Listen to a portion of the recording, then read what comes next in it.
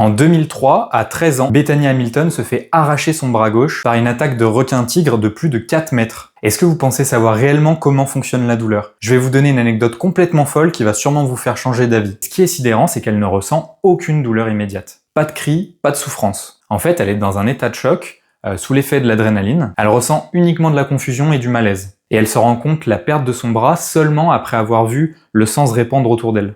Et malgré tout, la douleur, elle reste en retrait. Pourquoi? Parce que la douleur ne reflète pas toujours la gravité de la blessure. C'est un mécanisme cérébral complexe. Face à un danger, notre cerveau priorise la survie en diminuant la douleur, nous permettant de nous concentrer sur l'action et pas sur la souffrance. C'est un phénomène qui est souvent lié à la réponse au stress et à l'adrénaline.